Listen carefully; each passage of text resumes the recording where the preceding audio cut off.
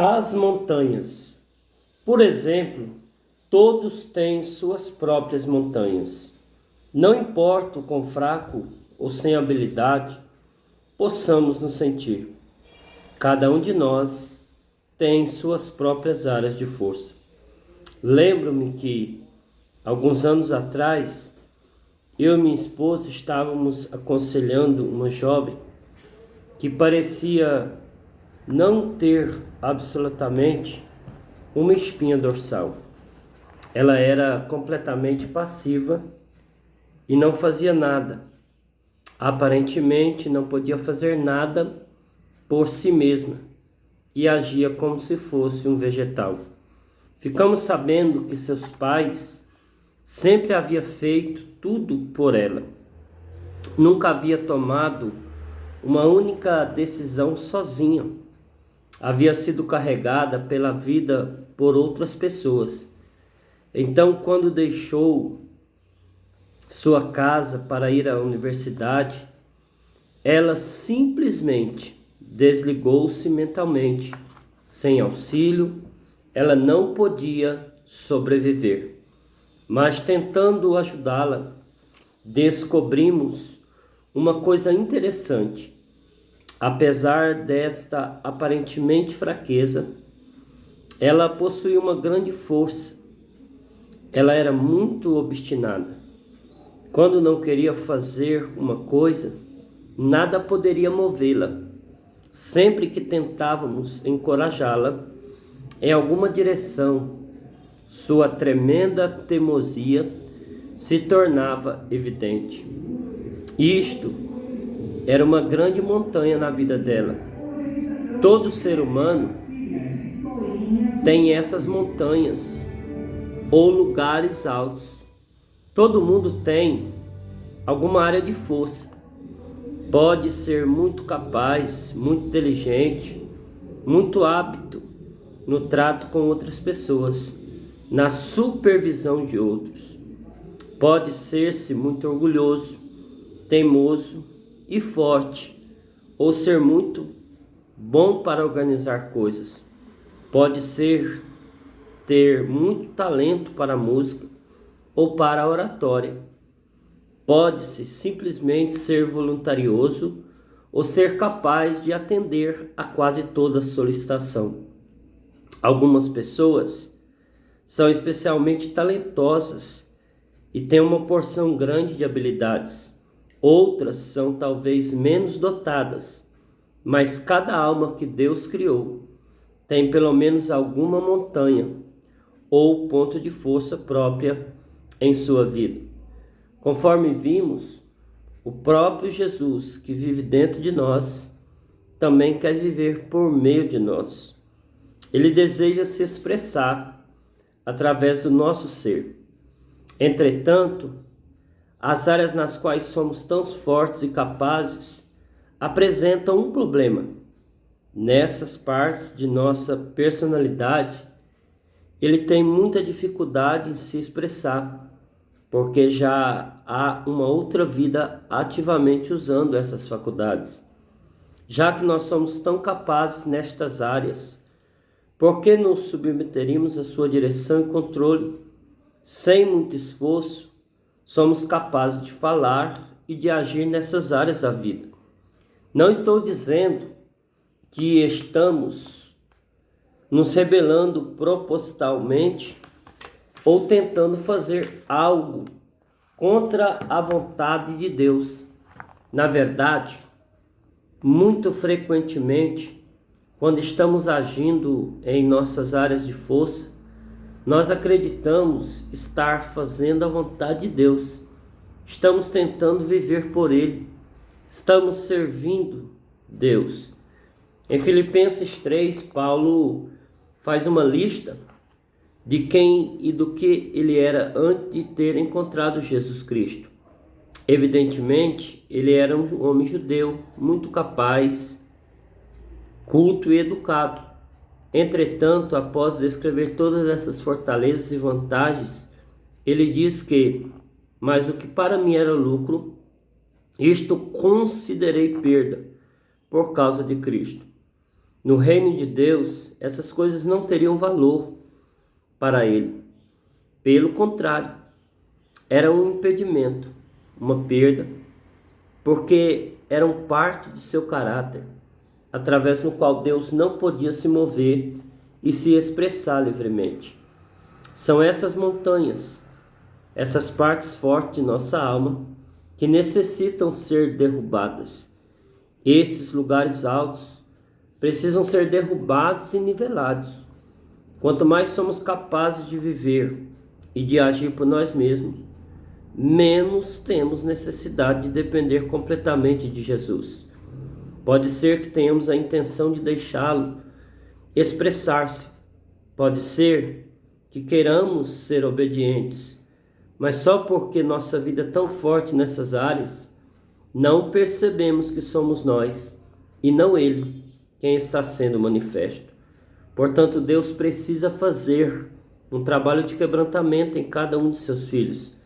Ele precisa trabalhar para destruir nossa autoconfiança, nossa ambição em trabalhar para Ele, nossa confiança em nossas próprias habilidades e nossa crença em nossa própria força. Ele faz isto de modo que não mais possamos ser ou fazer para Deus, mas somente possamos agir ou falar quando Ele está nos motivando. Somente desta maneira podemos nos tornar uma autopista para o Rei. Aqueles que são muito orgulhosos, Deus precisa humilhar. Ele vai trabalhar continuamente em suas vidas para expor suas fraquezas de várias formas. Ele pode permitir que eles caiam. Ele pode deixar desintegrar as obras criadas por Deus. Pode até mesmo expor os pecados dele aos outros para humilhar-vos. Ele vai tratar o orgulho deles com um golpe atrás do outro, até que cheguem ao pó. Só depois é que eles irão se tornar vasos úteis para o serviço dele. Verdadeiramente, Deus resiste aos soberbos.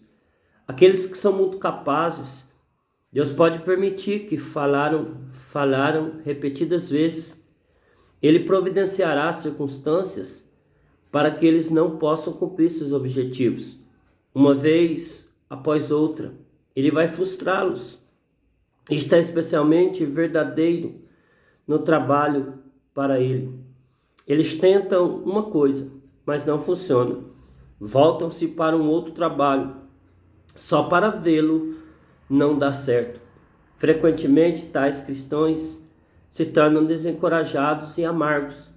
Eles pensam que Deus os abandonou. Afinal de contas, eles pensam, estiveram tentando servir a Deus com todas as suas forças e habilidade. Onde está a bênção? Onde está o amor de Deus? Onde está a poderosa mão de Deus? Poderosa mão de Deus, na verdade, está sendo manifesta bem diante dos olhos dele, mas eles não podem ver. Ela está trabalhando para destruir sua confiança neles mesmos. Realmente, esta é a coisa mais amorosa que Deus podia fazer por eles. A palavra de Deus diz: humilhai-vos, portanto, sob a poderosa mão de Deus, para que Ele em seu tempo oportuno vos exalte. E quando será este tempo oportuno? Quando Deus finalmente vai poder nos usar de uma maneira mais ampla? Será quando? Não mais. Confiemos em nós mesmos e sim no Deus que resulta os mortos. Será quando nossa própria força, nossas próprias habilidades, poderes e nossa própria autoconfiança não mais existirem? Será quando as montanhas de nossa forte personalidade se tornarem planícies? Será quando estivermos morridos para nós mesmos, nossas ambições e nossos planos? Será quando somente Jesus estiver sendo expresso por meio de nós? Uma vez, quando Jesus estava ministrando às multidões, pediu aos seus discípulos para dar-lhes de comer. Obviamente, ele já sabia que eles não tinham o suficiente, só 5 pães e 2 peixes. Mas ele estava tentando ilustrar uma verdade para eles. Sabiam também que, como os homens naturais tinham muito pouco a oferecer às pessoas, então ele pegou em suas mãos o que tinham, abençoou os elementos e os partiu. No final das contas, foi suficiente para alimentar a todos. Assim também ocorre em nossas vidas. O que nós possuímos, como homens naturais, podem parecer bom do nosso ponto de vista, mas até que sejamos quebrados por suas mãos, será de muito pouca utilidade a Deus. No começo de nossa caminhada cristã, pode parecer que somos bem-sucedidos, para só depois encontrarmos muitas frustrações. Logo que Paulo se converteu, imediatamente foi para a sinagoga para debater com os líderes judeus e causar quase um tumulto. Ele confundiu os judeus que moravam em Damasco, demonstrando que Jesus é o Cristo.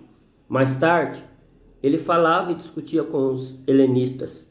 Logo depois, Paulo, como que desaparece da cena cristã. Mas onde ele estava andando? Estava em Tarso, Damasco e na Arábia. Não sabemos exatamente porque ele foi para esses lugares ou quanto tempo permaneceu lá. Mas uma coisa está clara: quando ele aparece novamente no relato bíblico, não está mais debatendo ou discutindo, mas ministrando Cristo, em vez de trabalhar por meio dele. Pouco tempo depois, seu nome foi mudado de Saulo, o homem natural, zeloso religioso, para Paulo, o apóstolo, o que foi usado por Deus.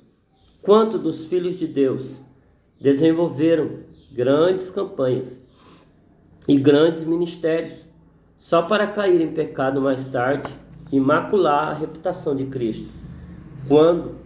Quantos fizeram trabalhos poderosos para Deus só para envergonhá-lo depois? Isto é, porque nunca foram quebrados. As montanhas de sua força pessoal nunca foram niveladas. Então eles continuaram usando sua própria ambição, sua própria energia e esforços para trabalhar para Jesus, até que a sua força humana veio a falhar. Assim, tornaram-se presa fácil para o diabo. Realmente, muitas vezes, a mão amorosa de nosso Pai Celestial não nos deixa ser bem-sucedido por nós mesmos. É a demonstração de seu grande amor que o faz nos manter longe do que queremos e nos disciplinar severamente. Somos, deste modo, eventualmente, poderemos nos tornar vasos de honra para seu santo nome.